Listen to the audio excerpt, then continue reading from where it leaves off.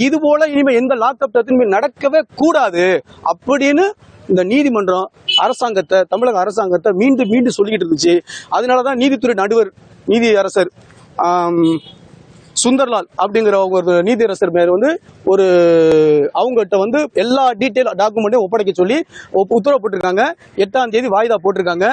நம்ம இந்த இடத்துல என்ன சொல்றோம்னா, இந்த நிகிதா அப்படிங்கிற ஒரு டாக்டர், அவங்க தான் இந்த கேஸினுடைய முதல் இது.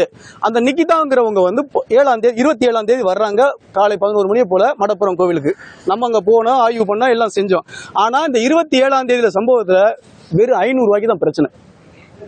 500 ரூபாய்க்கு இந்த வீல் சேர்ல அஜித்குமார் கேட்டாப்லையா, இந்த நிகிதாங்கிற மேடம் என்ன 500 ரூபாய் கேட்கிற, நான் உனக்கு 100 ரூபாய் தர்றேன். இந்த வாக்குவாதம் தான்.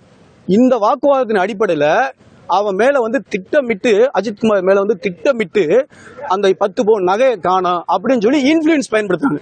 இந்த இன்ஃபுளுன்ஸ் பயன்படுத்துற ஒரு ஆள் செக்ரட்டரியேட்ல இருக்காங்க. இந்த செக்ரட்டரியில இருக்கிறவங்க யாருன்னா IAS ஒருத்தவங்க.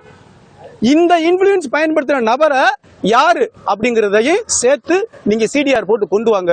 ஒரு நபர் இங்க தப்பிக்க கூடாது அப்படின்னு தான் விஷயமா.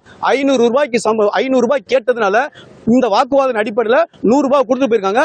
இதையே அந்த நிகிதாங்கிற அந்த மருத்துவர் வீடியோல தெரிவிக்கிறாங்க, அந்த பையன் ரூடா பேசினா அப்படின்னு சொல்லி. அப்ப ஒரு 500 ரூபாய் சம்பவத்துக்காக திட்டமிட்டு, இதுல ரொம்ப டீட்டெயிலா உள்ள பார்த்தோம்னா, திட்டமிட்டு இந்த பையனை அட்வென்ச்சரா தன்னோட அதிகாரத்தை பயன்படுத்தி திருட்டு கேஸ் போடணுங்கிறதுக்காக பிளான் பண்ணி பண்றதா திட்டமா தெரிய வருது. இந்த விஷயத்துல பாத்தீங்களாக்கு அந்த நிகிதா மேடத்துக்கு செக்ரட்டரியேட்ல ஒரு IAS ஒருத்தர் தொடர்புல இருக்கிறாரு. அவங்க இன்ஃபுளுன்ஸ் பண்ணி தான் அந்த பையனை தூக்கிருக்காங்க. 27 சாயந்தரம் தூக்குனவங்க 28 வரை அந்த பையனை அடி அடிச்சு 24 ஹவர்ஸ் கோர்ட்ல ப்ரொடியூஸ் பண்ணாரு. FIR போடாம அந்த பையனை அடிச்சு ரொம்ப கொடூரமா சித்திரவதை பண்ணி கொண்டுட்டாங்க. ஆனா நேத்து என்ன FIR ரிலீஸ் பண்ணிருக்காங்க, அந்த பையன் கீழே விழுந்து அதனால அவன் இறந்து போயிட்டான். ஆனா முதல் தகவல் அறிக்கை, முதல் போஸ்ட்மார்டம் ரிப்போர்ட்ல 18 இடத்துல காயம். அதுக்கப்புறம் இன்னொரு பெரிய மெடிக்கல் ரிப்போர்ட்டும் சப்மிட் பண்ண போறாங்க. அது மாண்புமிகு நீதியரசர்கிட்ட ஒப்படைச்சிருக்காங்க. கொடூரமான லாக்அப் டெத்து தமிழ்நாட்டில் தொடர்ச்சியா நடந்துகிட்டு இருக்கு, தொடர்ச்சியா போய்கிட்டு இருக்கு.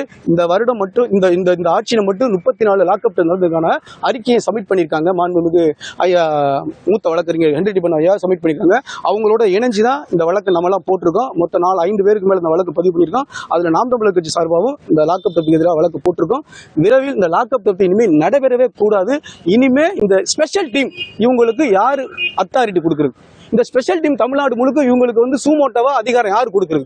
இதெல்லாம் நீதிமன்றம் நம்ம மனசுல என்னெல்லாம் நினைச்சோமோ, ஒவ்வொரு சாமானியனுக்கு என்னெல்லாம் கேள்வி எழுமுமோ, என்னடா இப்படி நடந்துகிட்டு இருக்கு, இதெல்லாம் கேட்கறதுக்கு ஆளே இல்லையா, இதுக்கு நடவடிக்கை எடுக்க ஆளே இல்லையா அப்படிங்கிற விஷயத்துல இன்னைக்கு அதான் நீதி அரசர்கள் கடவுளுக்கு ஒப்பானவர்கள். அந்த கேள்வியை இன்னைக்கு நீதிமன்றத்துக்கு முன்னாடி வாயில் எடுத்து வச்சாங்க. ஒட்டுமொத்த நீதிமன்றமும் அப்படியே ஒட்டுமொத்த வழக்கறிஞர்களும் இதுக்கு ஆதரவு குரல் எடுத்துறாங்க. ஆனா தமிழக அரசு மீதுதான் நீதிமன்றம் மீண்டும் சொல்லுது, நான் CBIக்கு கொடுக்கறதோ கொடுக்காம போறதோ ரெண்டாவது பிரச்சனை. முதல்ல நீங்க அப்படி CBIக்கு மாத்திர மாதிரி இருந்தாலும் நீங்க ஃபைல் பெட்டிஷன் பண்ணுங்க அப்படின்னு ADG போய் கூப்பிட்டு சொல்லிட்டாங்க.